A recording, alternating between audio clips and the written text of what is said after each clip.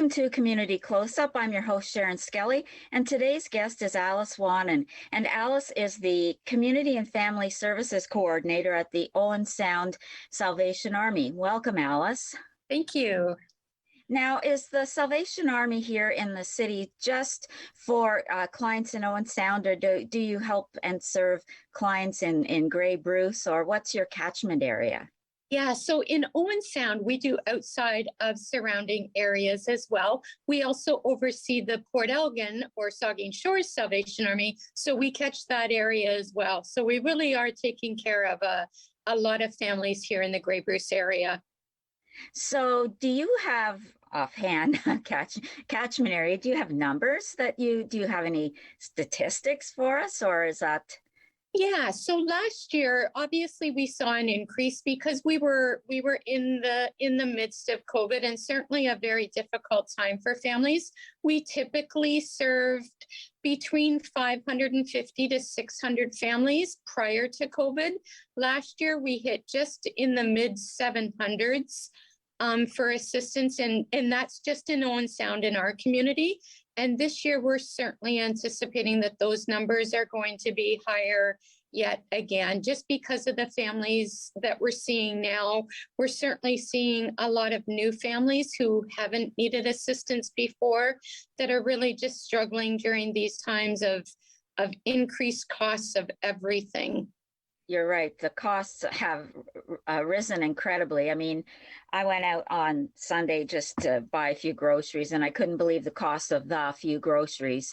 Exactly. And a loaf of bread itself is incredibly expensive. So, I mean, we need to feed our families, and we want to feed them healthy food.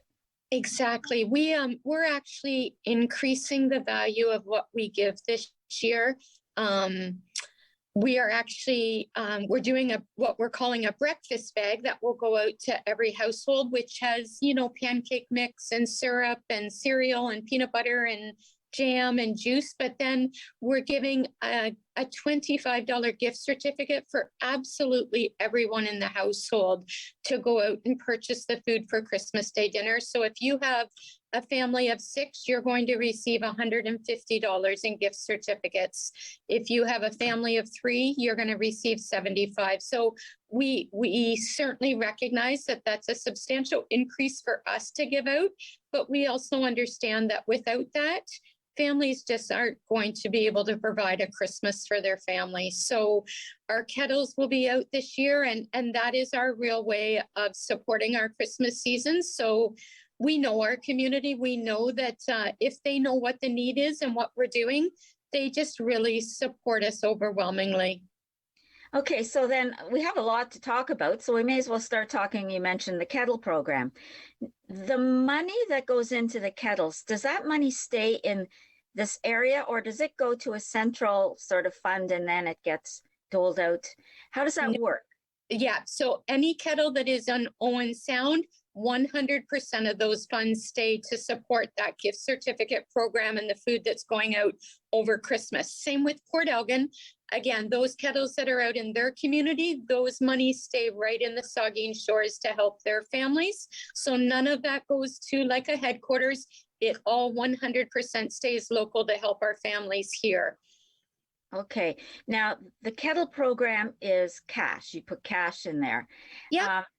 Is there any other way of donating to the kettle? Yeah. Do you have like debit program? I don't know. What other way is there? Have the tip tap machines back, so you can actually put cash in our kettles, or lots of people just drop their checks in the kettles and it saves them a stamp.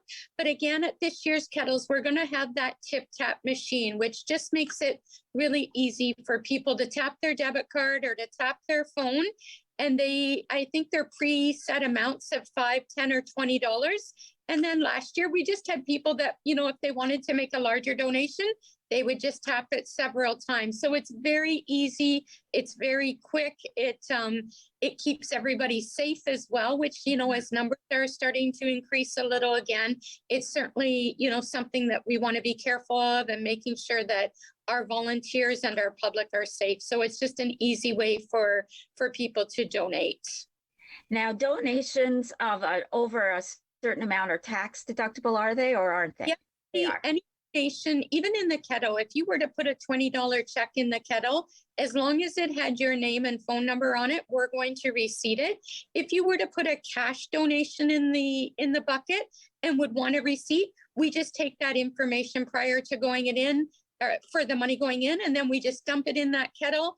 And then the counters in the morning, they receipt it the next day. So anything that goes in the kettle above $20 is eligible for a receipt. Okay. So who stands with the kettle? How do you find people, Well, people to do that? that's certainly our challenge. It's always our challenge. And the nice thing is once we do get people on the kettles, they always come back the next year because they realize really how nice of an hour it is to spend. And people in our community are just so generous, and people walk away and we hear over and over, we just could not believe how much money came into the kettles.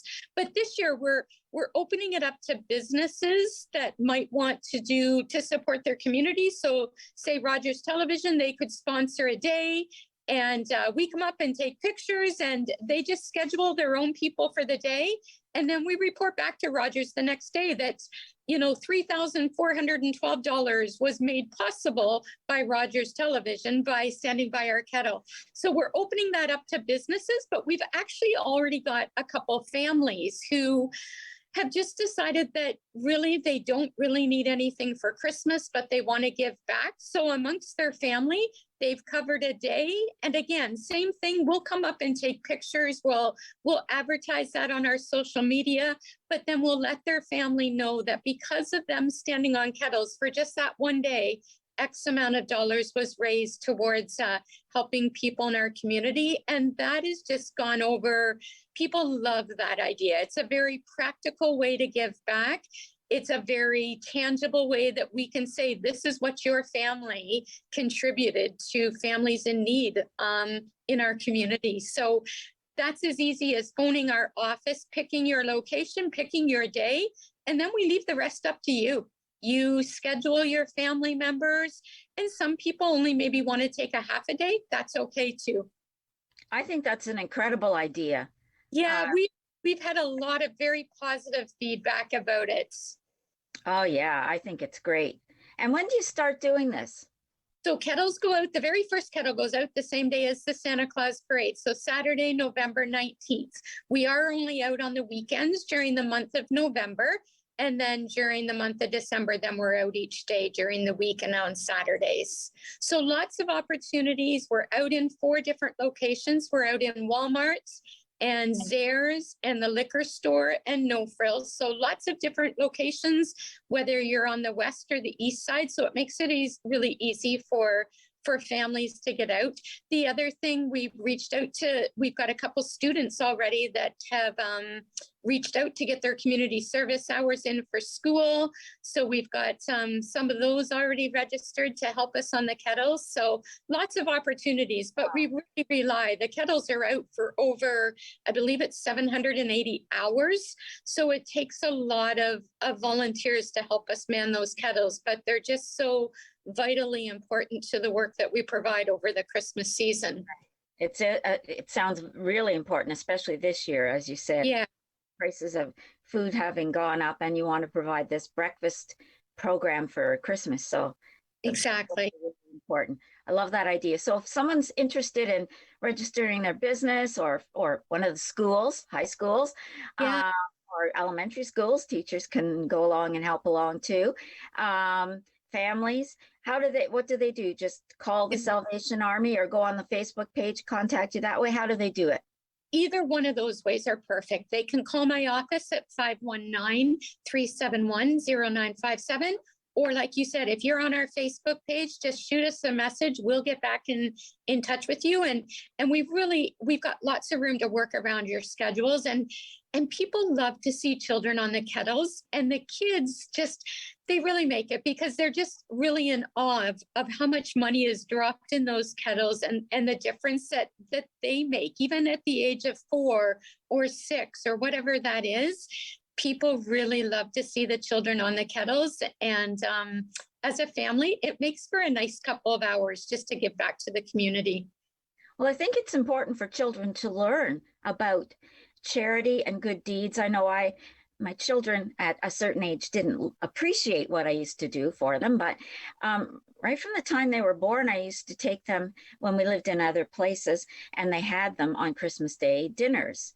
And Oh, I make them on Christmas Day go, and we would serve them dinners. And from the time they were infants, we would do it. And they learned. That wasn't just the only thing I ever did with them, but it was part of sure. what we did as a family.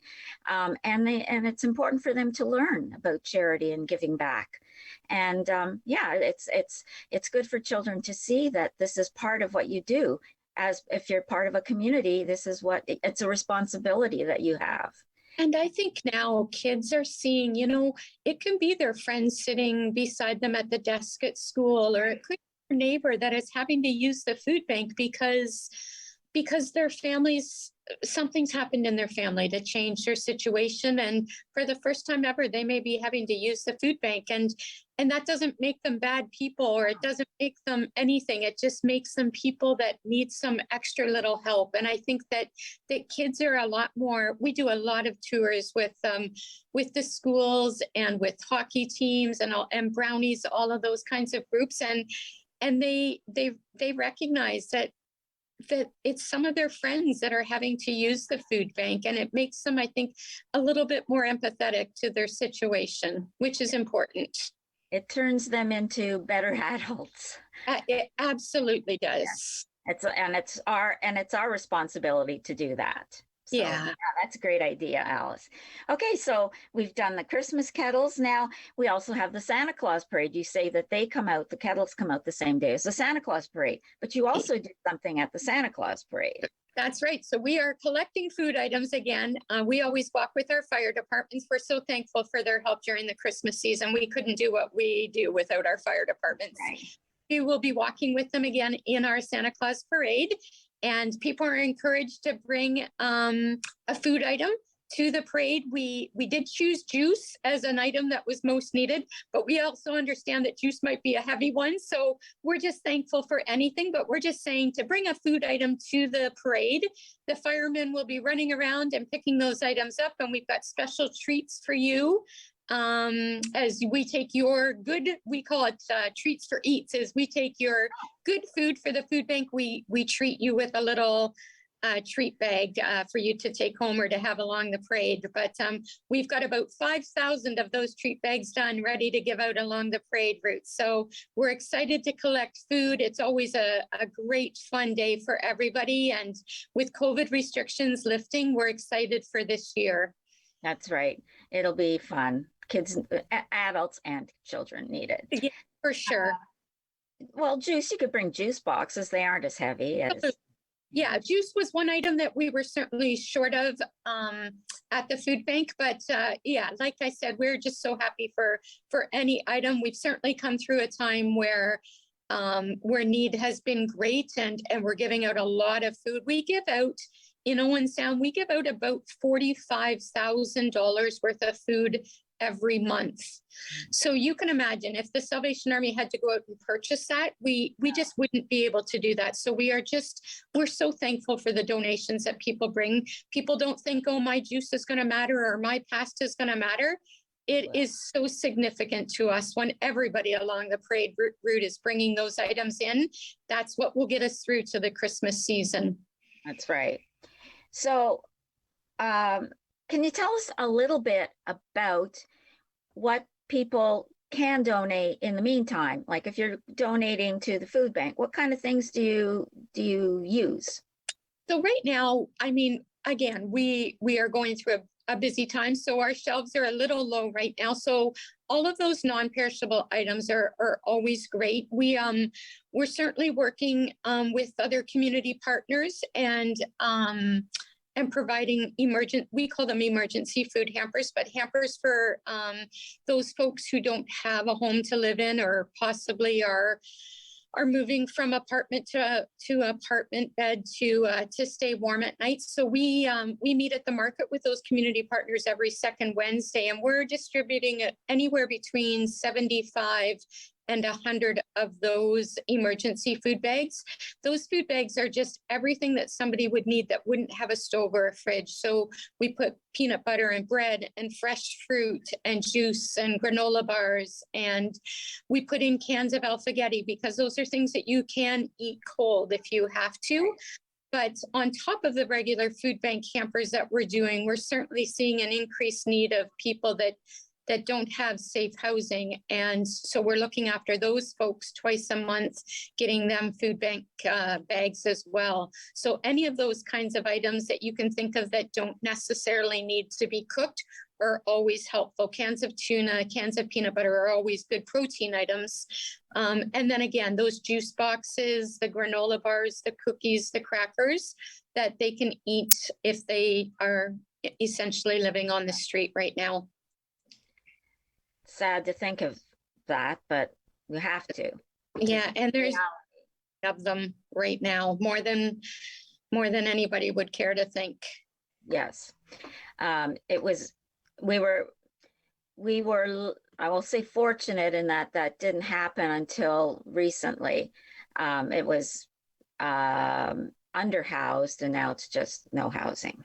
Just no housing. Yeah, the costs for housing have just, that's probably one of the biggest things that are using the folks that we're seeing that we're talking to, like they're trying to keep their housing. So every cent that they are bringing in is going to their housing, which is leaving nothing for food or anything else. Yeah, if you've lived in other cities, you've seen this sort of thing, but for people that haven't, this is a relatively new thing, and it's shocking to see. So, yeah. So where would you drop these things off if you wanted to drop things off to the food bank? Where is it?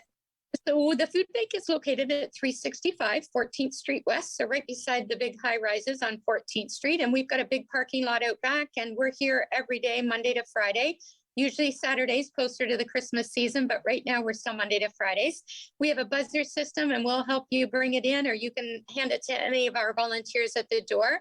Each of our grocery stores also has a food bin in there. So if you're in the grocery store and just happen to pick up an extra box of crackers, you can just drop it in the food box right there. We pick them up on a daily basis. So we bring them back to the food bank, and they're really going out as quickly as they're coming in. Mm-hmm. Of course, this isn't something we should just be thinking about during the holidays. It's something we should be thinking about year round. Christmas, we think of extra giving, of course. So you have also a program where you get gift cards and toys and that sort of thing for hampers, and you actually create these hampers for families. So how are you doing that this year? So again, we will be doing the breakfast bags for all of our families, and then each of our families will receive gift cards for their Christmas meals. And then we work really closely with our city fire department and Inner-Township Fire Department for anybody that has children. And we pass those names along to them, and they just do an amazing job at packing up some extra toys, some extra gifts, some mittens and hats, and all of those types of things for families with children. And then they're distributed on the week before Christmas. So it's again, an extremely big endeavor for our fire departments, and they do a phenomenal job at it. I know last year our city fire department was well over 600 children that they helped. Our Inter-Township Fire Department does an amazing job. They assisted over 100 children as well. So the need is great, and we really see that need is going to be greater this year. So you're going to those toy bins, I think, out pretty soon in the next couple of weeks at the grocery stores, and just again looking for donations to help those families that just might not be able to provide toys for their children. So the gift card, you used to fill up a hamper literally like with food, but now you give them a gift card and they go to the grocery. Yeah, so we still do it when they come for regular food bank assistance. We have a shopping room, so it allows them to go around that room and choose what they need. There's no sense me giving them pea soup if their kids aren't going to eat pea soup.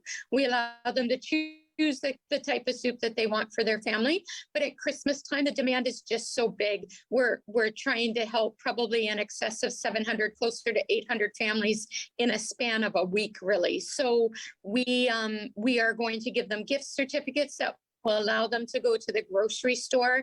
And again, it allows families that may have culturally sensitive needs to go out and buy what they want for their Christmas. We don't even mind if they just want to buy hamburger for Christmas. If it's on sale and that's what they want, it's not for us to decide that they need to have a turkey. It really allows them the dignity to go out and buy what they want for their family. Right. So we're going to pack up that little Christmas bag with treats for Christmas morning, but then give them gift certificates to go out and purchase the food they want for Christmas Day dinner. And then on Christmas Day, we also will be partnering again with OSHARE. We work really closely with OSHARE and we love them. And we'll be partnering again on Christmas Day to provide a Christmas Day meal to anybody in the city, whether it may be they're just by themselves. We often see many seniors out that day who don't have family to spend Christmas with. So we invite them to come down and pick up a meal, a full Christmas Day turkey meal, and to take it back so that they too can enjoy turkey.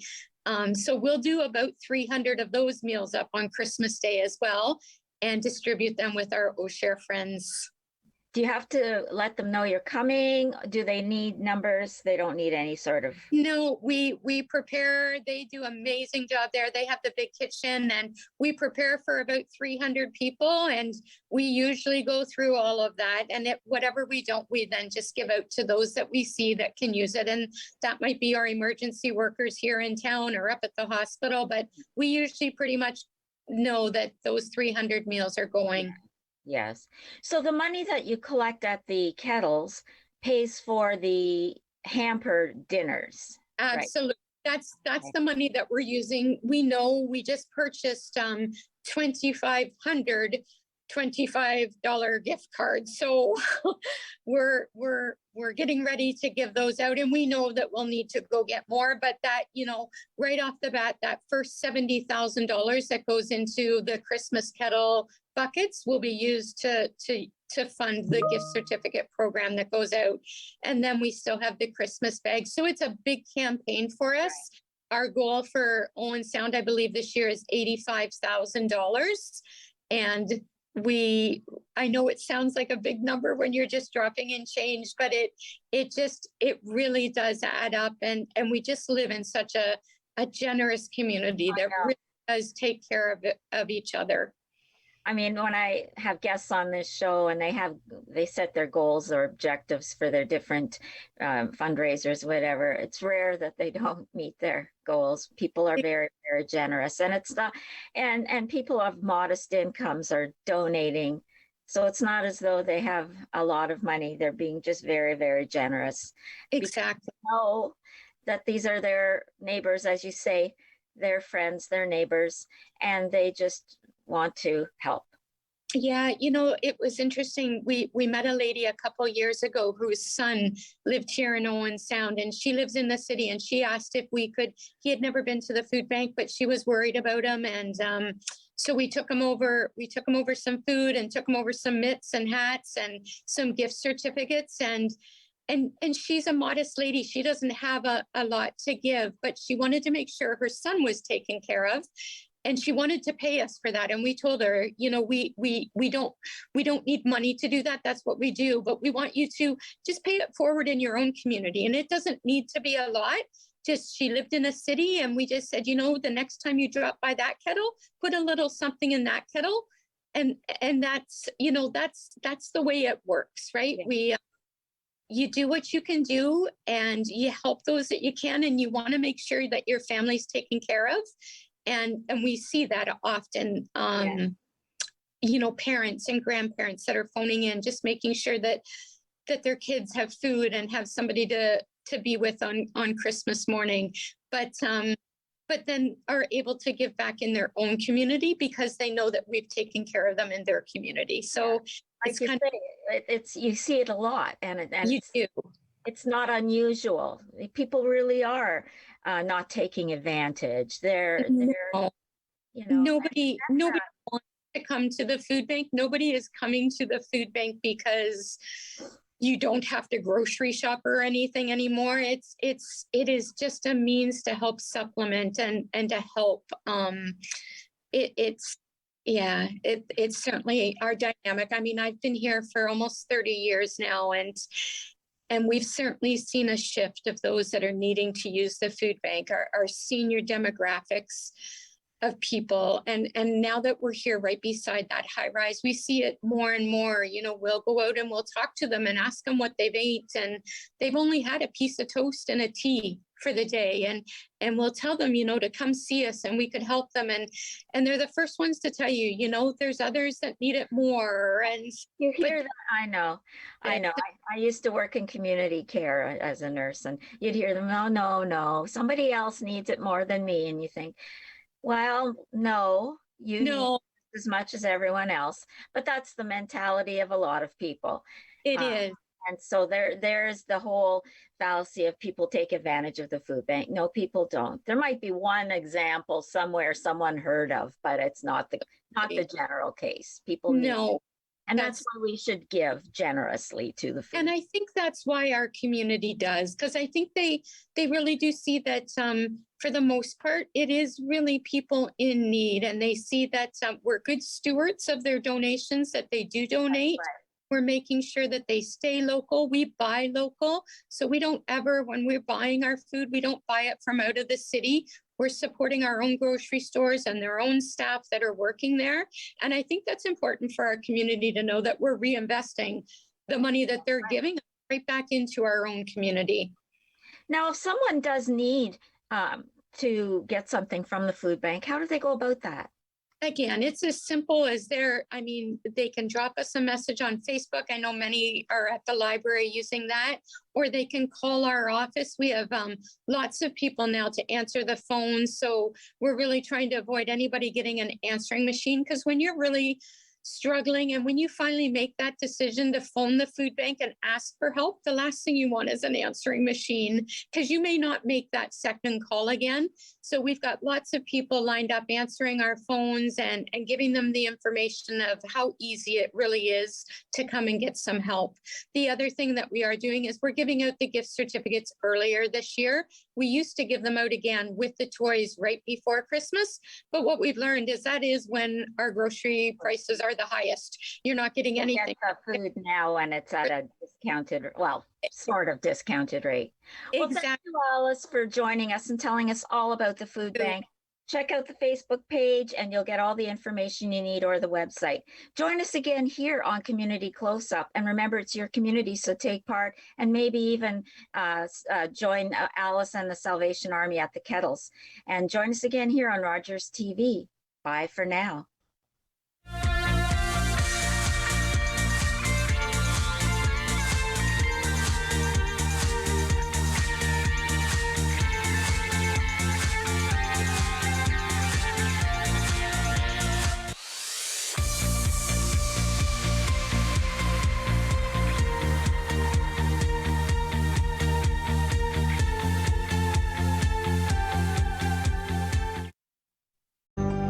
Call the Rogers TV viewer response line, email us, or connect with us on social media.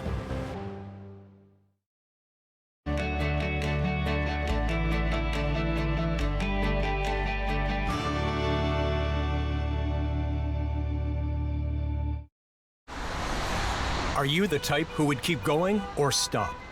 It's not easy to stop when you have an addiction. Legalizing cannabis won't stop addiction. It trivializes its consumption. Let's be vigilant. If you need help, visit portage.ca. Watching hockey just got a power play with NHL Center Ice and Super Sports Pack. With up to 37 out-of-market NHL games